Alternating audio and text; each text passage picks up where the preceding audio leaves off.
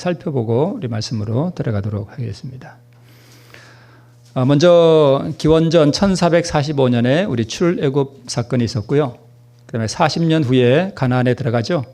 그래서 가나안에 들어간 해는 기원전 1405년, 지금으로부터 거의 3400년 이상 전에 우리 가나안에 들어가게 되죠. 그리고 그로부터 약 450여 년 후인 350여 년 후인 1050년에 사울이 왕으로 기름 부음을 받습니다. 그러니까 이때부터가 왕정 시대가 되죠. 그래서 이 가운데 가나안에 들어갔을 때부터 사울이 왕이 되는 이 기간까지를 우리는 사사시대라고 합니다. 그래서 우리 성경에 보면 사사기가 있죠. 그래서 이 사사기는 이 가운데 기간 동안이 약 350년 기간이 사사기에 해당되는 기간이고요. 그리고 오늘은 사무엘상 제1장인데요. 이 사무엘상 1장은 대략적인 연대가 기원전 약 1090년경입니다. 이때에 바로 오늘 한나와 브닌나라고 하는 두 여자의 이야기가 기록되어 있습니다. 자, 먼저 사무엘상 1장 1절은 이렇게 기록하고 있습니다. 에브라임 산지 라마다임 소빔에 에브라임 사람 엘가나라 하는 자가 있었다라고 기록하고 있습니다. 먼저 우리 시도를 보시면 위에 빨간 동그라미가 있죠. 저기가 에브라임 산지예요. 그 밑에는 유다 산지라 그러고요. 저 위에는 갈릴리 지방이라고 부릅니다. 가운데가 에브라임 산지예요. 그리고 오늘 본문에 보면 한나라고 하는 여자가 성전에 올라가서 여호와께 기도를 하죠. 근데 이 당시에는 예루살렘 성전이 아직 없었던 때고 이 예루살렘 성에는 이방인이 지배하고 있는 때였습니다. 그 당시에 광야에 있었던 이 성막이 어디에 있었는가 하면 에브라임 산지 바로 아래 파란 점이 있죠. 저기가 실로라는 곳인데 저기 실로라는 곳에 성전이 있었습니다. 회막이죠, 회막. 모세의 회막이 저기 있었습니다. 그 밑에 빨간 점은 뭐냐 하면 예루살렘이에요. 저기는 아직 성전이 없었습니다. 당시 이 실로는 이스라엘 민족의 예배의 중심지였고, 그리고 한나가 기도한 성전이라고 하는 것은 바로 저기 실로라는 곳이었습니다. 자, 역사적인 배경과 또 지리적인 배경을 잠깐 말씀을 드렸습니다. 자, 그런데 이 엘가나와 한나와 브닌나는 에브라임 산지 라마다임 소빔에 살았는데 정확한 위치는 어디인지 지금 확실히 모릅니다. 저 어디쯤에 살았던 것으로 보이고 실로라고 하는 곳에서 먼 것 같아요? 짧은 것 가까운 것 같아요? 가까워 보이죠? 네, 가까운 곳에서 살았던 것으로 보입니다. 자, 그런데 그에게 두 아내가 있었다라고 기록하고 있습니다. 남편의 이름은 엘가나입니다. 자, 두 아내가 있었는데 하나의 이름은 한나요, 또 한 아내의 이름은 브닌나라고 합니다. 그런데 브닌나는 자식이 있고 한나는 무자했습니다. 자식이 없었다는 뜻이죠. 브닌나는 자식들이 있었다라고 합니다. 그러니까 최소한 2명 이상의 자식들이 있었습니다. 어떤 상황이 벌어질지 짐작이 되시죠? 네. 자식이 있는 여자는 어깨가 펴지고 자식이 없는 여자는 고통스럽고, 네. 그 소름을 남자들은 네, 모릅니다. 어떻게 잘 아세요? 남자들은 그런 걸 모릅니다. 그죠? 근데 여자들은 잘 알겠죠? 네. 자, 누가 한나고 누가 브닌나인지 그림을 보면 대반의 짐작이 가죠? 보니까 최소한 하나, 둘, 셋, 넷, 다섯, 여섯, 6명을 그려놨는데 6명이 있었는지는 모르겠습니다만 최소한 2명 이상의 자녀가 있었던 것으로 보입니다. 한 여자의 자만심, 그리고 한 여자가 당하는 억울함과 모멸감과 그 슬픔을 우리는 미루어 어느 정도는 짐작해 볼 수 있겠습니다. 근데 사무엘상 1장 6절에 보면 여호와께서 그로 성태치 못하게 하심으로 그 대적 브닌나가 그를 심히 격동하여 번민케 하였다라고 기록하고 있습니다. 자, 먼저 맨 위에 멸시, 자만심, 우월감, 그리고 방자함, 이거는 누구겠습니까? 브닌나. 그 다음에 슬픔, 눈물, 괴로움, 원통함, 이것은 누구겠어요? 한나. 난처한 것은 네, 남편이죠. 네. 자, 그러면 우리 대략적인 이야기는 다 아시죠? 거기에 엘가나라는 사람이 살았는데 두 아내가 있었고 또 하나는 애가 있고 하나는 애가 없음으로 인해서 일어나는 가정의 불화와 알력, 그리고 슬픔, 또 고통, 또 원통함, 모욕감, 이런 것들을 우리가 미루어 짐작해 볼 수 있습니다. 그리고 한나가 성전에 가서 기도함으로 말미암아 또 아들을 얻은 이야기가 오늘 본문의 주된 내용들입니다. 자, 그러면 지금으로부터 거의 약 3,100여 년 전에 기록된 한 가정의 이 이야기가 오늘 우리에게 뭘 의미하느냐 하는 것입니다. 왜 거기 기록되어 있고 우리가 오늘 이것을 왜 설교하며 이 말씀을 듣는가 하는 것입니다. 자, 아이를 갖는 것이 무엇을 의미하는가? 한나가 아이를 갖기 원하는 게 도대체 뭘 의미하는가를 우리가 미루어 짐작해 볼 수 있어야 합니다. 이 아이가 단순한 아이를 말하는 거겠어요? 아니면 다른 의미가 있겠습니까? 다른 의미가 있겠죠. 그렇지 않다면 이것이 여기에 기록된 이유가 우리와 아무 상관이 없겠죠. 오늘 나와 무슨 상관이 있습니까? 3,000년 전에 일어난 한 여인에 관련된 이야기가 무슨 의미가 있겠어요? 자, 그 다음에 한나에게 이 아이는 무엇을 의미하는가 하는 부분들을 우리가 또 생각해 볼 수 있겠습니다. 그 다음에 브린나의 자식들은 그럼 뭘 의미하겠는가? 믿음으로 얻은 이 사무엘이라는 아이와 이러한 믿음 없이 그냥 낳은 이 브린나의 자녀들은 무엇을 의미하는가? 단순히 이 사무엘상 1장에 있는 이 이야기가 아이 못 낳는 여자의 한풀이 하는 이야기인가? 물론 아니겠죠. 자, 이것은 모든 성경이 믿음으로 말미암는 의를 가르친다 그랬죠. 그래서 죄와 타락과 믿음과 구원의 이야기가 바로 이 본질이라는 것을 우리는 미루어 짐작해 볼 수 있습니다.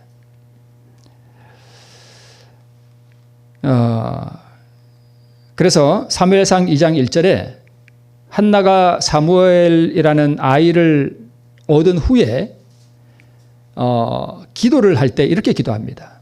한나가 기도하여 가로되 이는 내가 주의 뭘 기뻐한다고요? 구원을 기뻐한다고요.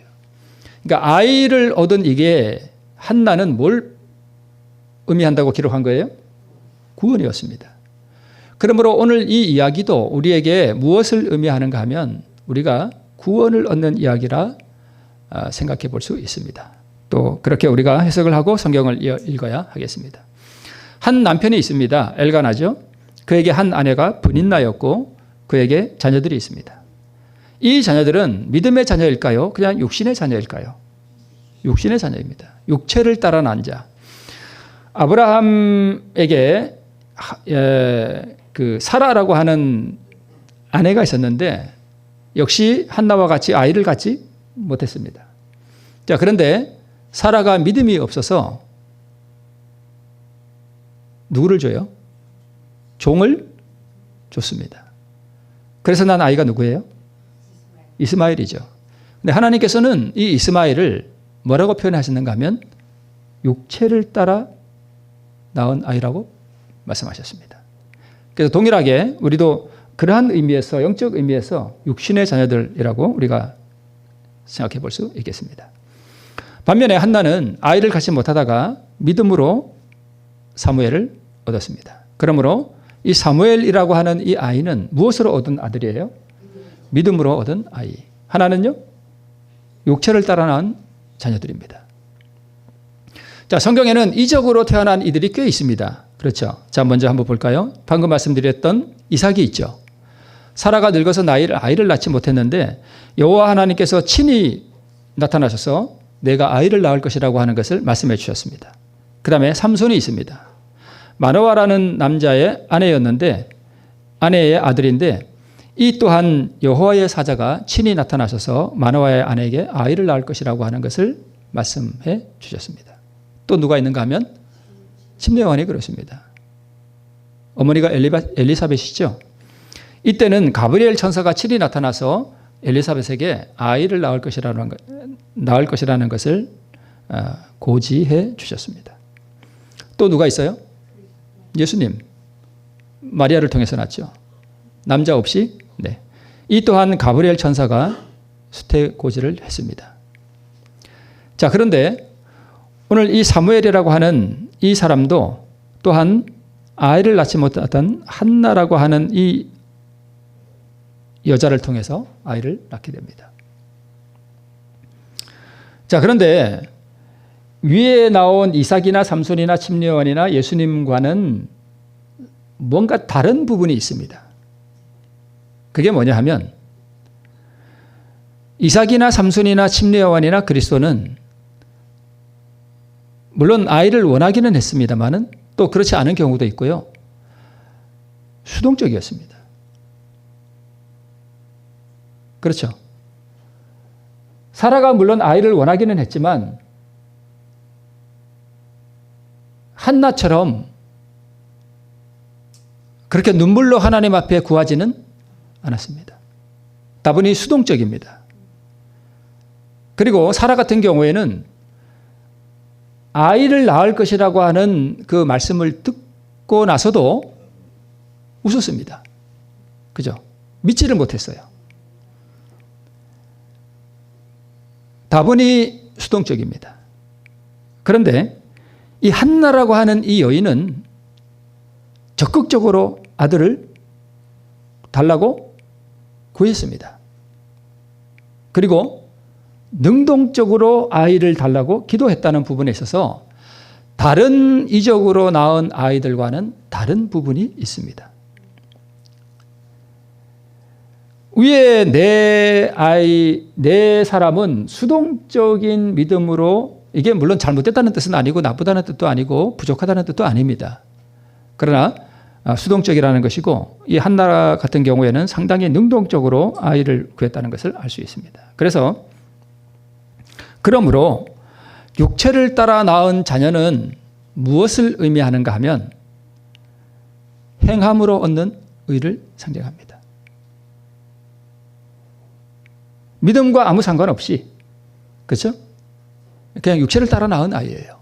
아무 상관이 없습니다. 그러나 사무엘은 믿음으로 얻은 아들이었고 이 사무엘 자체가 무엇을 의미하는가 하면 믿음으로 얻은 의를 상징합니다. 네.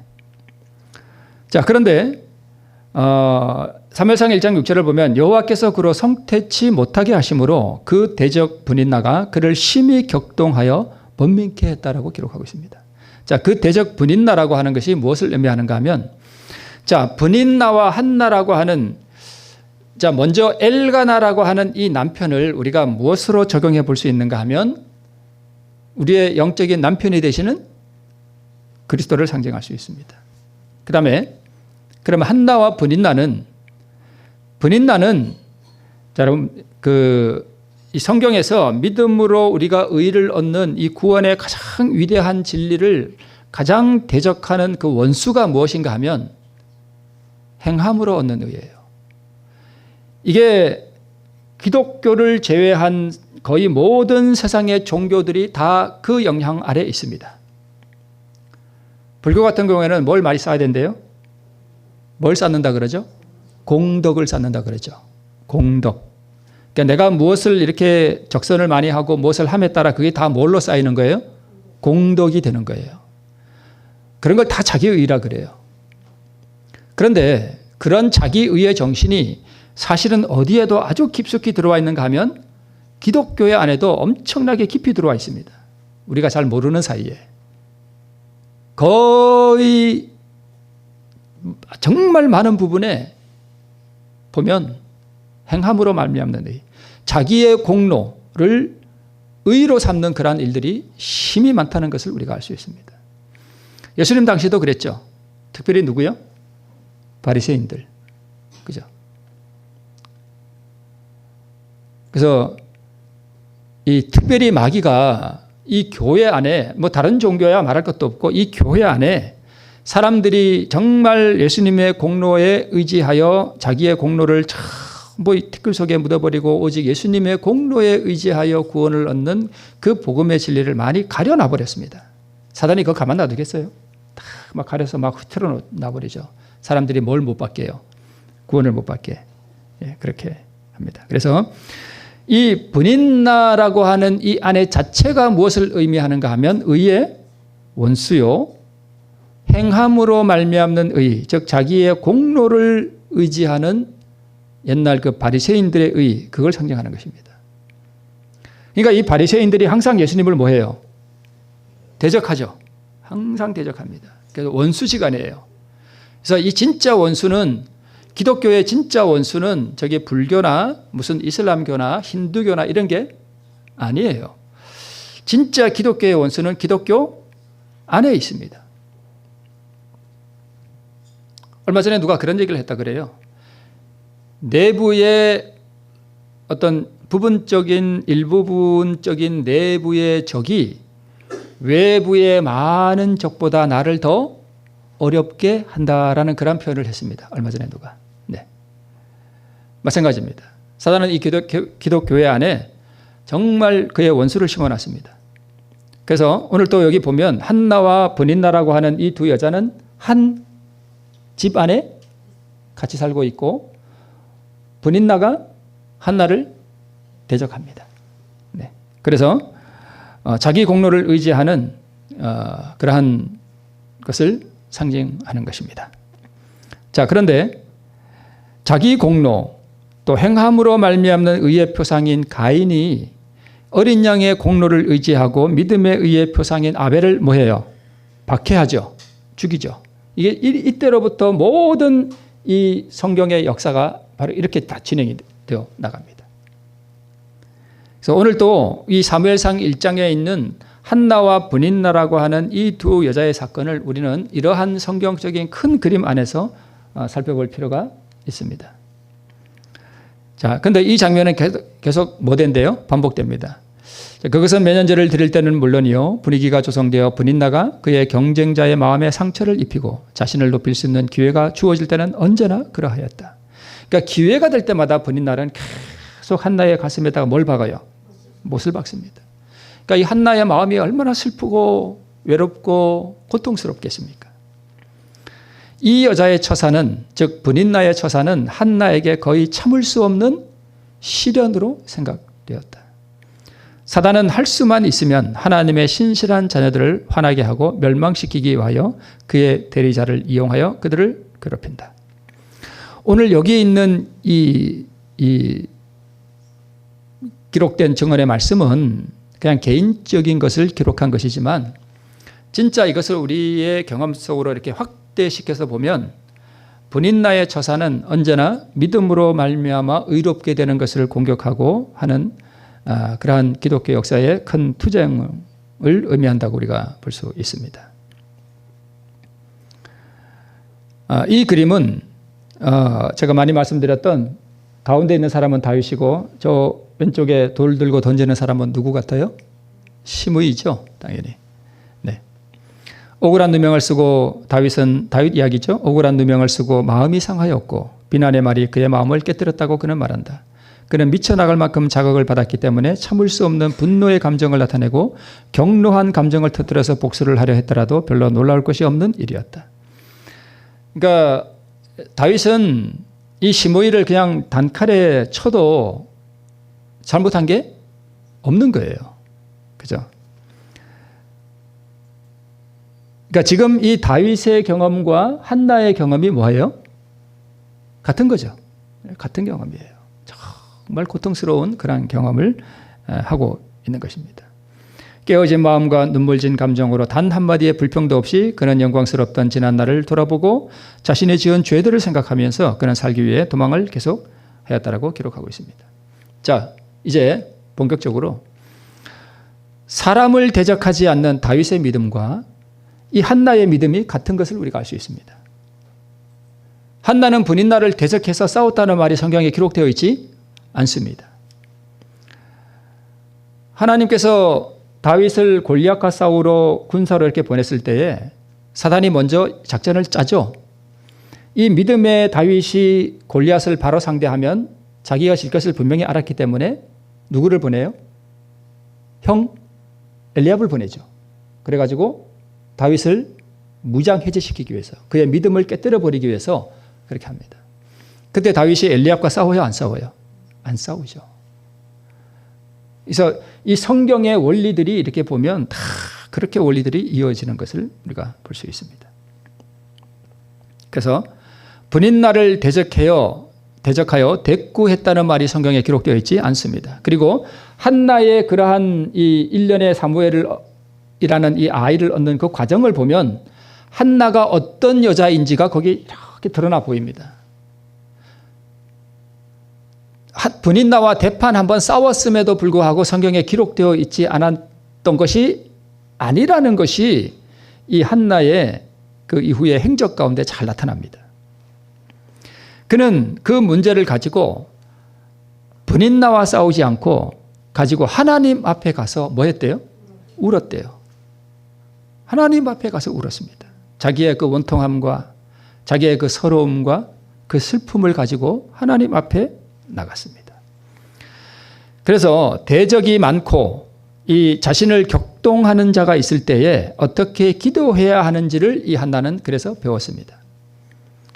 그래서 여러분 그런 말이 있습니다. 그 연예인들이 마약을 잘하죠. 물론 다 그런 건 아니지만 왜 마약을 할까요? 사람들이 자기를 막 추앙해 주죠. 막 추앙해 주고 여러와 같은 막 박수갈채를 보내고 어떤 사람들은 막 미친다 그래요. 그때 사단의 영이 많이 역사해요. 그 군중들 가운데. 그렇게 그러니까 띄움을 받는 거죠. 칭송을 받다가 그 분위기가 싹 사라지고 나면 뭐가 찾아올까요? 공허함이 찾아와요. 공허함. 그걸 뭘로 때우려고 할까요? 마약으로 때우려고 그래요. 자, 그런데 사람들이 나를 여러와 같이 환호해 주는 게 아니라 나를 대적하면 뭘 할 수 있는가 하면 기도할 수 있습니다. 그러니까 이 한나가 하나님의 성전에 가서 기도를 하는 법을 배웠던 그 근본 원인 중에 하나가 뭐냐 하면 뭐가 많은 거예요? 대적이 많은 이유고 그를 격동하는 자가 있기 때문이었습니다. 이런 것이 만약에 없었더라면 한나가 성전에 가서 기도를 그렇게 열렬하게 했을까요? 저는 안 했다라고 봅니다. 그럴 필요도 없었습니다. 그래서 한나의 헌신의 기도를 있게 한 그 대적의 격동함에서 우리는 그것을 배울 수 있습니다. 자, 두 번째, 자신의 대적을 상대하지 않고 그 문제를 하나님께 제시하는 믿음의 사람이었습니다. 아수르의 사내립이 18만 5천 명을 가지고 유다를 침공했죠.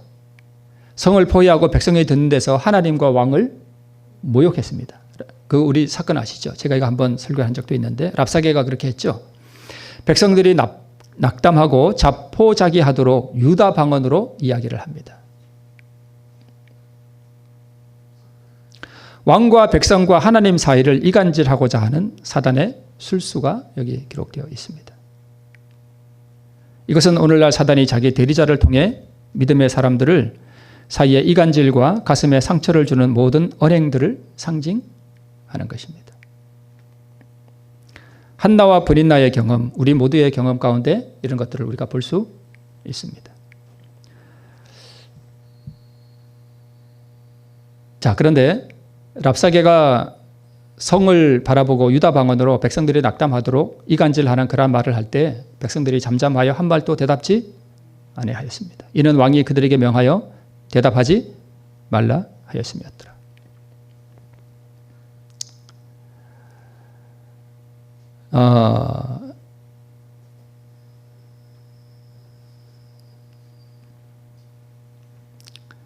대적 분인나를 향한 한나의 자제, 그리고 이 한나의 믿음, 그녀의 온유함, 그리고 그녀의 경건함, 그리고 자기를 부인할 수 있는 그녀의 그 믿음의 분량이 히스기야의 믿음과 동일하다는 것을 알 수 있습니다. 랍사게가 유다 방언으로 그들을 낙담하게 하기 위해서 말함과 동시에 뭘 보냈는가 하면 편지를 보냈습니다. 그 편지를 가지고 히스기야 왕이 어디를 갔는가 하면 성전에 갔습니다. 이때는 예루살렘 성전이겠죠. 그리고 그 편지를 펴놓고 하나님 앞에 울면서 뭐해요? 기도하는 것입니다. 한나와 어때요? 똑같죠? 네, 똑같습니다. 네. 그래서 히스기야가 사자의 손에서 편지를 받아보고 여호와의 전에 올라가서 그 편지를 여호와 앞에 펴놓았다라고 기록하고 있습니다. 자, 한나가 마음이 괴로워서 여호와께 기도하고 통곡하며 서원하여 가로되 만군의 여호와여, 만일 주의 여종의 고통을 돌아보시고 나를 생각하시고 주의 여종을 잊지 아니하사 아들을 주시면 내가 그의 평생에 그를 여호와께 드리고 삭도를 그 머리에 대지 않겠다라고 기도합니다. 다윗과 엘리압, 히스기야와 랍사게, 한나와 브닌나 다 동일합니다. 그죠? 대답을 해요, 안 해요? 대적을 하지 않습니다. 그리고 그 문제를 가지고 누구 앞에 가요? 하나님 앞에 갑니다. 그래서 대적하는 자를 상대하지 않고 하나님을 향하는 믿음의 사람들을 우리는 볼 수 있습니다. 눈에 보이는 대적을 상대하지 않고 모든 문제를 가지고 오직 하나님 앞에 나아가 그 앞에 펼쳐놓는, 그래서 히스기야 왕과 한나의 경험이 동일한 것을 우리가 알 수 있습니다. 자, 그리고 아브라함이 가장 사랑하는 독자를 하나님께 드리는 믿음의 행위 똑같죠? 한나도 하나님께서 내게 아들을 주시면 그 아들을 내가 하나님께 뭐 하겠습니다?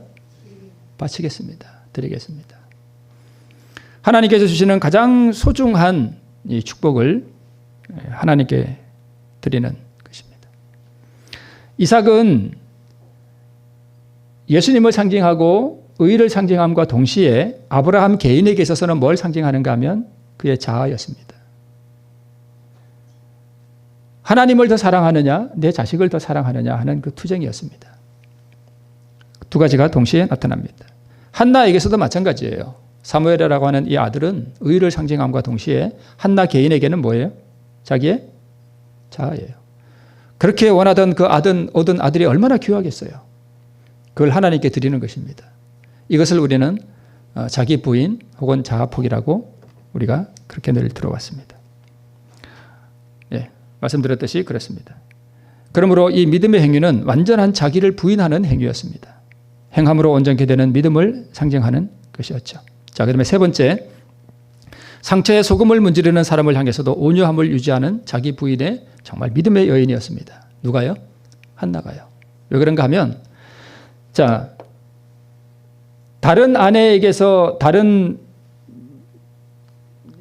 엘가나의 부인에게서 받는 그 수모와 그 상처와 그 아픔과 그 슬픔과 그 눈물을 안고 이제 그것을 가지고 하나님 앞에 나가서 기도를 하는데, 그래서 너무 마음이 괴롭고 슬프고 해서 기도를 하는데 이게 기도가 입 밖으로 안 나오고 그냥 속으로만 중얼중얼했습니다. 그래서 뭐만 움직여요? 입술만 이렇게 움직였습니다.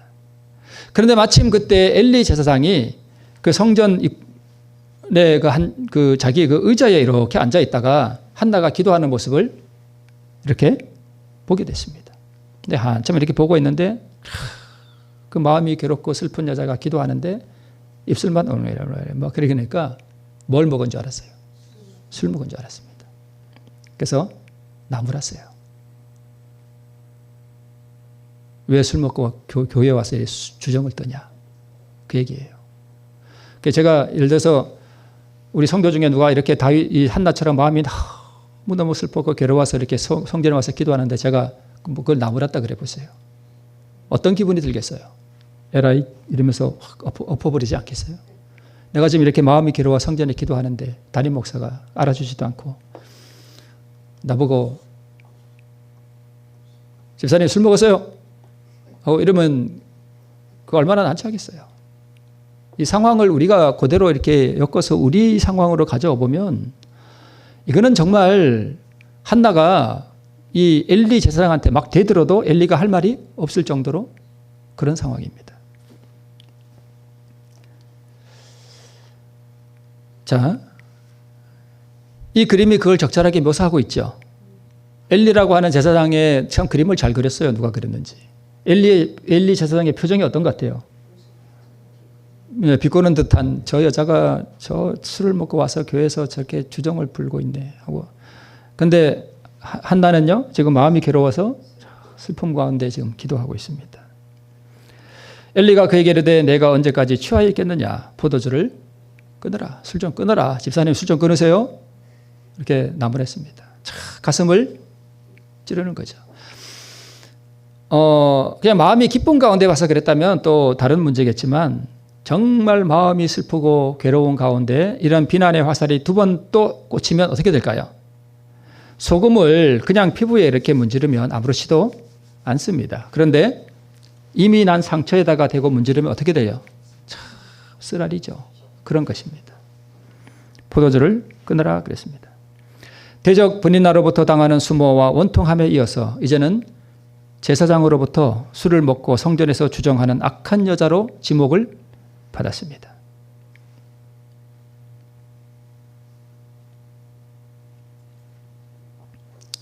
한나가 이렇게 대답합니다.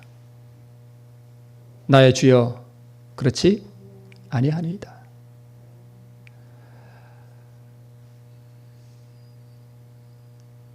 한나가 제사장을 뭐라고 불러요? 나의 주여 하고 부릅니다. 나는 마음이 슬픈 여자라. 목사님, 저는 술을 먹은 것이 아닙니다. 이 말 가운데 이 한나의 음성이 들리는 것 같죠? 분개한 음성이 아니라 온유한 여자의 음성이 들립니다. 목사님, 제가 술을 먹은 게 아니에요. 저는 마음이 슬픕니다. 지금 그렇게 그 한나의 목소리가 막 귀에 들리는 것 같습니다.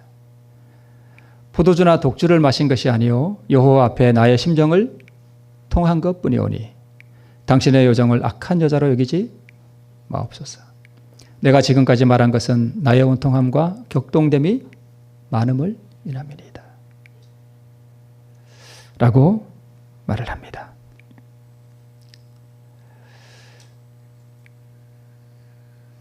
제사장의 날카로운 지적에 맞받아 응수하지 않았고 온유하고 담백하게 자신의 결백을 말할 뿐 그녀의 마음은 슬펐으나 날카롭게 자신의 감정을 드러내지 않았습니다. 상처받은 자리를 누군가 다시 건들 때 나타날 수 있는 격한 분노의 감정도 그녀에게는 없었습니다. 그녀는 실로 온유하며 경건하며 절제를 아는 여인이었습니다. 네 번째, 자신에게 주어지는 복을 자신을 위해 간직하지 않기로 서원하는 자기 굴복의 여인이었습니다. 이것은 말씀드렸듯이 아브라함의 경험과 동일한 믿음의 행위였습니다. 그래서 오늘 이 한나의 경험을 통해서 우리는 참으로 온유하고 경건하고 복스러운 여자의 자기 절제와 그리고 대적하는 자를 향하여 대적하지 않고 오직 그 문제를 하나님 앞에 가지고 나가서 울며 탄원하는 그러한 온유한 여자의 모습을 보게 되는 것입니다. 그리고 아까 말씀을 드렸듯이 다른 모든 이적적인 아들과 다른 것은 이 한나는 능동적인 믿음으로 요구하고 그 믿음으로 약속을 받아들였다는 것입니다. 엘리가 대답하여 가로되 이제 이야기를 다 들었습니다. 엘리가 다 듣고 나니까 이 여자가 술을 먹은 것이 아니구나 라는 것을 안 다음에 축복을 선언합니다. 뭐라고 선언하는가 하면 엘리가 대답하여 가로되 평안히 가라. 이스라엘의 하나님이 너의 기도하여 구한 것을 허락하시기를 원하노라. 가로되 당신의 여종이 당신께 은혜 입기를 원하나이다 하고 가서 먹고 얼굴에 다시는 수색이 없으니라 라고 기록하고 있습니다. 자, 지금 이 한나가 받은 것은 하나님이 직접 나타나서 너 아이를 가질 거야 이렇게 했더라면 또 다른 문제였습니다. 그런데 성경에 나오는 이 엘리 제사장의 모습은 경건하고 영성이 있고 능력 있는 제사장의 모습이 아닙니다. 늙고 뚱뚱하고 둔하고 성경에 그렇게 묘사되어 있습니다. 그러면 이 한나라고 하는 이 여자의 눈에 이 제사장이 어떻게 보였을까요? 남들처럼 그렇게 안 보였을까요? 그렇게 보였을 거예요. 그런데 이 한나라고 하는 이 여인의 이 품성이 잘 드러납니다. 비록 육신의 눈에는 그렇게 못마땅하게 보이는 제사장이었지만 하나님의 종이라고 하는 것에 대해서 이 여인은 흔들림이 없었습니다. 그것을 믿음이라고 합니다. 담임 목사가 좀 별 볼 일 없어 보이고 영성이 없어 보일지라도 담임 목사의 입에서 나오는 말씀을 자기의 복으로 받을 수 있는 것은 자기의 믿음입니다. 담임 목사가 아무리 영성이 있고 정말 하나님의 말씀같이 이렇게 할지라도 본인이 믿음이 없어서 그것을 받지 않으면 자기 것이 아닙니다. 어떤 능력 있는 천사가 나타나서 아이를 가질 것이라고 수태고지를 하지 않았습니다. 다른 대부분의 이적적인 아이들은 하나님께서 직접 나타나시거나 아니면 천사가 나타나서 아이를 가질 것이라고 말했어요. 그러나 이 한나는 그런 이적이 나타나지 않았습니다. 비둔해 보이고 영성이 없어 보이고 그렇게 존경스럽지 않을 수도 있는 엘리라고 하는 이 한 제사장의 입술을 통해서 나온 그 말씀을 하나님의 말씀으로 받았습니다. 믿었습니다.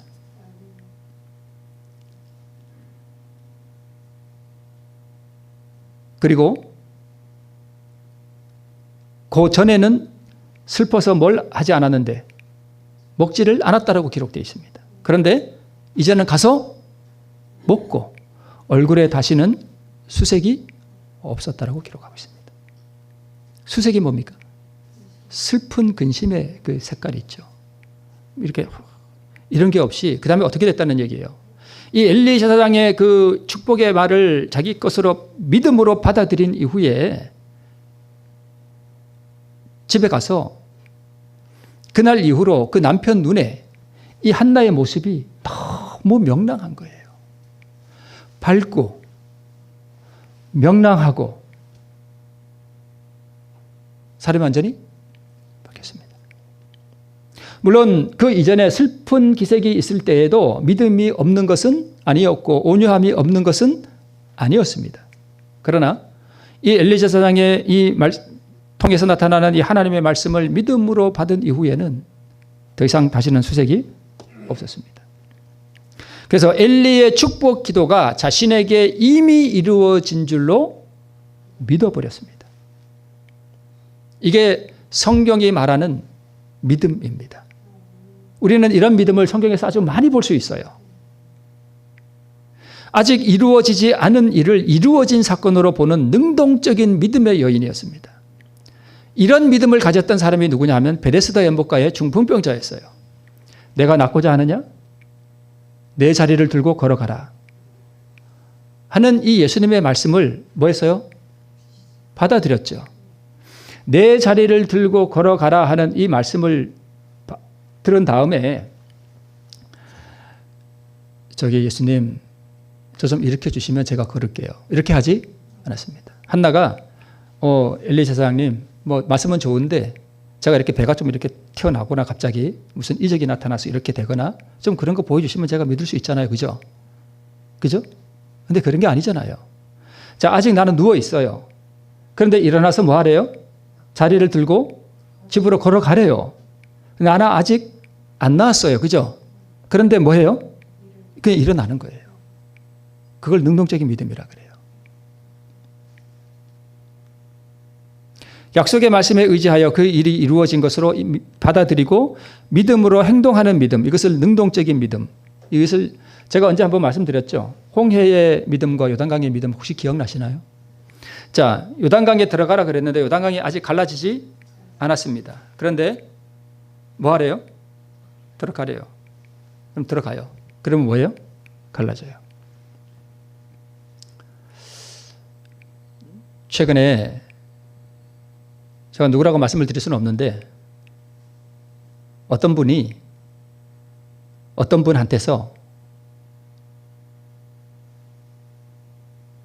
뭐 누구 잘잘못을 떠나서 이것은 잘잘못을 말하는 게 아닙니다.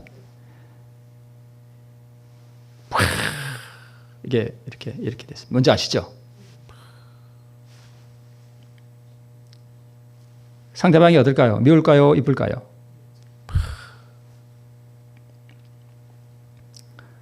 자, 여러분, 이 성경에 이 한나의 믿음이나 이 베데스다 연못가의 이 38년 된 중풍병자의 믿음, 그가 어떻게 구원을 얻었느냐 하는 이런 이야기나 한나가 엘리 제사장의 말을 믿음으로 받아들이고 얼굴에 다시는 수색이 없었다라고 하는 이 능동적인 믿음을 우리 삶으로 어떻게 가져올 수 있는지를 우리가 배우는 게 진짜 복음이에요. 자, 팍 뻗쳤습니다. 그때 이분이 뭘 알고 계셨냐 하면 요단강의 믿음이 뭔지를 알고 계셨어요. 그래서 요단강의 믿음이 뭐냐 하면, 자, 성경 말씀은 내 원수를 뭐 하래요? 사랑하라 그러잖아요. 그러면 누군가가 나를 팍 격동시킬 때에 한나의 경우처럼 격동시킬 때에 이게 되잖아요. 그죠? 그리고 사랑이 안 되잖아요. 그죠? 사랑하라 그랬는데 사랑이 안 되잖아요. 자, 내 원수를 사랑하라 하는 이 이야기는 무슨 이야기와 똑같으냐 하면 일어나는 내 자리를 들고 걸어가라는 이야기와 똑같습니다. 이게 상상이 되시죠? 똑같은 게. 저는 옛날에 목회를 하면서도요, 일어나 내 자리를 들고 가라. 그래서 믿음으로 일어났다. 저는 이게 도무지 이해가 안 됐습니다. 그게 무슨 말이지? 그게 무슨 말이지? 도무지 이해가 안 됐어요. 아무리 봐도 그게 이해가 안 돼요. 혹시 여기도 그런 분이 계실지 몰라요. 자, 그런데 일어나 내 자리를 들고 걸어가라는 말과 내 원수를 사랑하라는 말이 다 가능해요? 불가능해요? 불가능하잖아요. 그래서 이 집사님이 어떻게 했냐면, 이 요단강의 믿음이 아직 내가 그 사람이 미워서 사랑이 안 되지만 내가 믿음으로 저 사람에게 사랑을 나타내면 하나님이 나에게 나의 마음을 사랑하도록, 저 사람이 사랑스럽도록 변화 주실 것을 믿고 그 사람에게 사랑을 나타내는 거예요. 그게 요단강의 믿음이에요. 이제 원리가 이해되시죠? 아직 내 마음은 저 사람을 사랑하도록 변화되지 않았습니다. 아직은 미워요. 그런데 요단강이 아직 안 갈라졌잖아요. 그런데 내가 저 사람에게 사랑을 나타내요. 어떤 방법으로든지. 우리의 각 상황이 다르니까. 그래서 이분이 그걸 했어요. 제가 구체적으로는 말씀을 안 드립니다. 누군지 혹시 알까 봐. 네, 했습니다. 그러고 났더니 하나님께서 이분의 마음을 변화시켜 주시는데, 제가 그 표현을 직접 들었습니다. 자기 가슴에 태양이 2개, 3개 뜬 것 같더래요. 이게 뭘 의미하는지 여러분 아시죠? 태양이 2개, 3개 뜬 것 같더래요. 뭐가 솟아난 거예요, 가슴에서? 사랑이 솟아난 거예요. 그걸 그리스도의 의라 그래요. 오늘 한나의 믿음이 바로 그런 믿음을 지금 소개하고 있는 거예요. 다 동일한 믿음들이에요.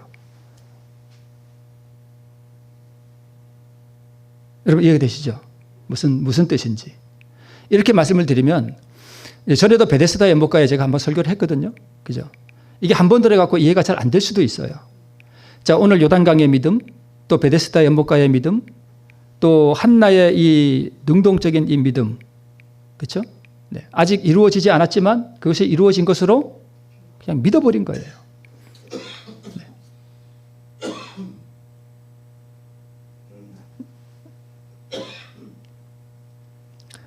혈루병 여인의 믿음도 마찬가지죠. 네. 혈루병 여인은 저런 고쳐주세요, 저 좀 고쳐주세요 이게 아니라 내가 이 옷자락을 만지기만 해도 내가 뭐 할 거다? 나을 거다라고 하는 그 믿음. 네.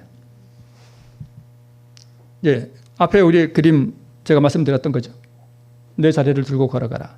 이게 뭐와 같다고요? 내 원수를 사랑하라. 성경의 모든 하나님의 명령이 다 이거예요. 우리가 할 수 없는 거예요. 그런데 우리가 믿음으로 요단강에 들어가면 하나님께서 요단강을 뭐 해주신다는 거예요? 갈라 주신다는 거예요. 그 믿음이에요. 그래서 이 요단강에 믿음으로 그 발을 들여 놓으면 하나님께서 갈라 주신다라고 하는 이 적극적인 이 믿음의 행위, 이 순종하면 갈라주신다라고 하는 이것을 삶 속에서 이렇게 가져올 수 있는 이 복음을 우리가 이해한다는 것은 정말 대단한 일이에요. 여러분 오늘 이 말씀들이 이해되시죠? 네. 자, 이제 마칩니다. 나의 대적이 나의 마음을 격동시켜 번민하게 할 때에 우리 그런 일들을 많이 겪습니까? 많이 겪습니다. 나의 마음은 그 사람이 밉고 나의 감정을 쏟아놓고 싶죠. 내 마음이 아직 그 대적을 사랑하는 마음이 없을지라도 아직 요단강이 갈라지지 않을지라도 내 자리를 들고 걸어가라 하는 예수님의 말씀이 들렸음에도 불구하고 내가 아직 나았다는 어떤 증거도 내게 없잖아요. 그렇죠? 상황이 같죠? 평안히 가라. 하나님께서 내 소원을 들어주시리라 하는 그런 엘리의 말을 들었을 때라도 어떤 표적도 내게 나타나지 않았죠. 네. 내 마음에 아직 그 대적을 사랑하는 마음이 없을지라도 내가 그에게 사랑을 뭐하면 나타내면 하나님께서 내 마음을 변화시켜 주시고 상대방에게도 평화를 주시고 나만 구원받는 게 아니라 나를 힘들게 하는 그 사람도 구원받도록 평안을 주실 것을 믿고 믿음으로 그에게 사랑을 나타내는 행위, 이것이 사실 오늘 한나의 믿음 가운데 포함되어 있는 것입니다. 그래서 제가 오늘 한나의 이 믿음과 여러 우리 성경에 나타나는 위대한 믿음의 노독들의 그 믿음의 행위를 지금 다 연결시켜 놓은 것입니다. 이것을 뭐라 그래요? 순종이라고 하는 거예요. 그래서 반드시 순종은 자아 포기를 동반한다라고 하는 말씀을 제가 누누이 그렇게 말씀을 드리는 이유가 바로 이것입니다. 왜 순종이 자아 포기예요? 내 원수를 사랑하라 그랬는데 사랑이 돼요, 안 돼요? 안 되잖아요. 그러면 저 사람에게 내가 사랑을 나타내기 위해서는 내 자아를 어떻게 해야 돼요? 부인해야 돼요. 그리고 그에게 사랑을 뭐 해야 돼요? 나타내야 돼요. 이것을 믿음의 행위라 그래요. 행위, 순종, 뭐 한 거예요? 같은 거예요. 사실은요, 저도 이제는 여기서 자아포기 더 말하기 저도 부담스러워요.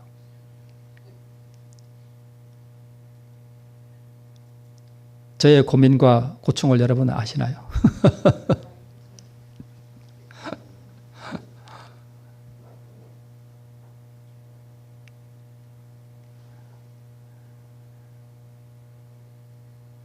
제가 드리는 이 말씀들이요, 제가 위대하다는 뜻이 아니라 이 복음이요, 정말 위대한 거예요. 이걸 삶 속에서 경험할 때 진짜 내 마음에 태양이 2개, 3개 뜬다니까요. 제가 그걸 직접 들었다니까요.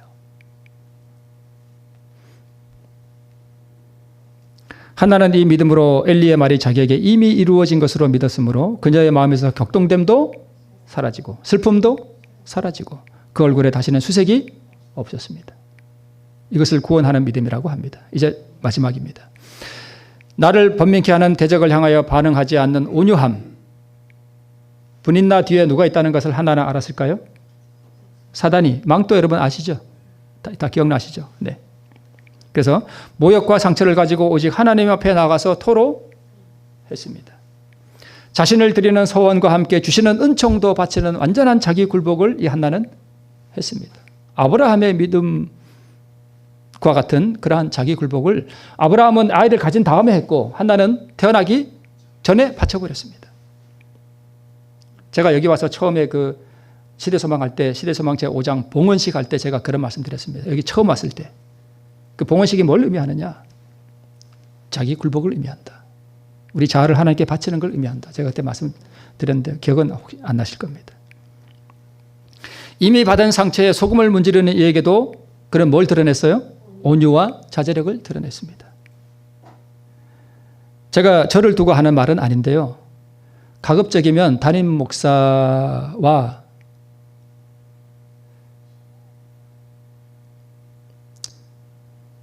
좋은 관계를 유지하는 게 좋습니다. 말하는 제가 부끄럽긴 한데 저는 집회 가면 이런 얘기 했습니다. 제가 만약에 어디 시골에 이렇게 가도 내 옆에는 누가 오기를 원치 않습니다. 그랬습니다. 왜 그런지 아세요? 그 사람들이 저에 가까이 있으면 저의 장점을 보게 될까요? 단점을 보게 될까요? 단점을 보게 돼요. 나쁜 점, 허물. 그러면 복음의 능력이 없어져 버려요. 그래서 저는 그런 게 두려워요. 제가 허물이 많다는 걸 알기 때문에. 만약에 한나에게 엘리 제사장을 멸시하는 마음이 있었더라면 그가 그런 복을 받았을까요? 못 받습니다. 주천교회 여러분에게 드리는 말씀이라기보다는 혹시 저의 말씀을 듣는 모든 이들에게 말씀을 드리는 것입니다. 담임 목사를 대하는 그것이 안 좋을 경우에 그 모든 조주는 본인이 당합니다. 담임 목사가 좀 부족하고 엘리처럼 좀 뚱뚱하고 좀 부족해 보이고 좀 그렇더라도 존경하는 마음을 갖도록 자신을 포기하는 것이 본인에게 엄청난 복이 됩니다. 한나가 그 복을 받았습니다. 엘리 제사장 결코 위대한 사람이라고 하기에는 많이 부족한 사람이에요. 그러나 한나는 그 엘리로부터 하나님께서만이 주실 수 있는 그 복을 받아서 자기가 누렸습니다. 그는 그 구원을 엘리를 통해서 받았어요. 오늘날 복음이 누구를 통해서 선포됩니까? 담임 목사를 통해서 선포됩니다. 주시는 말씀의 은혜를 이미 받은 것으로 믿는 능동적인 믿음의 여인이었습니다. 우리 눈에 아무 증거가 안 보여도 이 믿음으로 승리하시는 우리 모두 되시길 바라면서 말씀을 마치겠습니다.